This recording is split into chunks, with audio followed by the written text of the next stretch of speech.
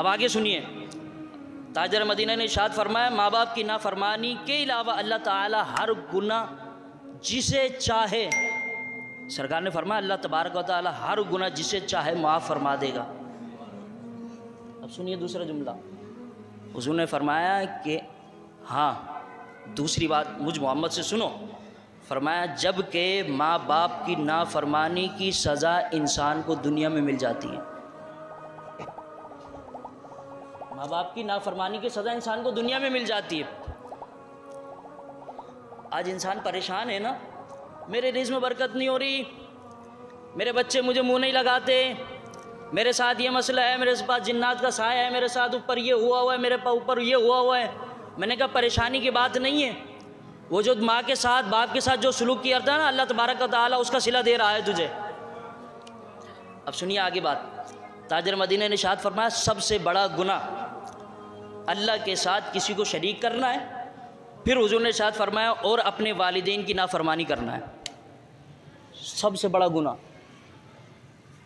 मैंने जिना कर दिया, बहुत बड़ा गुनाह हो गया, चोरी कर दी, बहुत बड़ा गुनाह हो गया, कत्ल कर दिया, बहुत बड़ा गुनाह हो गया, मैंने फुला का हक खा लिया, बहुत बड़ा गुनाह हो गया।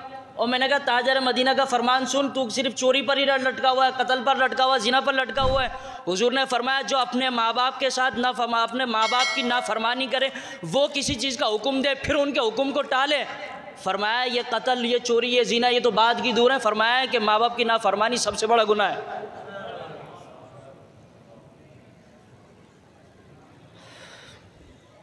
अब सुनिए आगे, ताजर मदीना फरमाते हैं नमाज ईशा अल्लाहु अकबर मुसल्ले पर खड़ा होकर पढ़ रहा होता है अल्हम्दुलिल्लाहि रब्बिल आलमीन। हुज़ूर ने फरमाया वहाँ मेरी माँ बैठी होती, मेरी माँ बैठ कर आवाज़ देती मोहम्मद। ताजर मदीना ने इरशाद फरमाया अल्लाह का कुरान मस्जिद में खड़े होकर नमाज की सूरत में पढ़ रहा होता, हुज़ूर ने इरशाद फरमाया मेरी माँ मुझे आवाज़ देती या मोहम्मद, ए मोहम्मद इधर आ जाओ। हुज़ूर फरमाते हैं मैं अल्लाह की इबादत छोड़कर मैं अपनी माँ की खिदमत के अंदर हाजिर हो जाता। फरमाया अल्लाह की इबादत छोड़ देता, छोड़ दी, बोला तू जाने तेरी इबादत जाने, फरमाया मैं माँ की खिदमत में चला जाता। वो अल्लाह के नबी कह रहे हैं कि माँ नमाज में भी होता ना, ये मोहम्मद अगर नमाज में होता तो नमाज छोड़कर मैं अपनी माँ की खिदमत में चला जाता। आज माँ अगर मेडिसिन का भी हुक्म दे तो बच्चा बिस्तर लेकर ओढ़ के सो जाता है। फरमाया कि मैं मोहम्मद अगर मेरी माँ आवाज़ देती तो मैं नमाज छोड़कर अपनी माँ की खिदमत में चला जाता। एक सहाबी अर्ज़ गुज़ार हुए, या रसूलल्लाह मैं जिहाद पर जाना चाहता हूँ, आपसे मशवरा करने आया हूँ, मुझे इजाज़त दीजिए मैं जिहाद पर चला जाऊँ। हुज़ूर ने फरमाया जरा जिहाद पर जाना चाहता है? हाँ। अब जिहाद पर जाने के लिए ज़ाहिर है वो जिहाद पर क्यों जा रहा है, जन्नत मिलेगी। अब सुनिए ताजर मदीना ने इरशाद फरमाया जिहाद पर जाना चाहता है, फरमाया हाँ। फरमाया तेरे माँ बाप हैं? फरमाया हाँ हैं। फरमाया जा उनकी खिदमत कर, जो जन्नत तू जिहाद में हासिल करे ना अल्लाह तबारक व तआला उन खिदमतों के तोहफे तुझे जन्नत अता फरमा देगा। फरमाया जा तो सही, लेकिन माँ की खिदमत आज कोई करता नहीं है।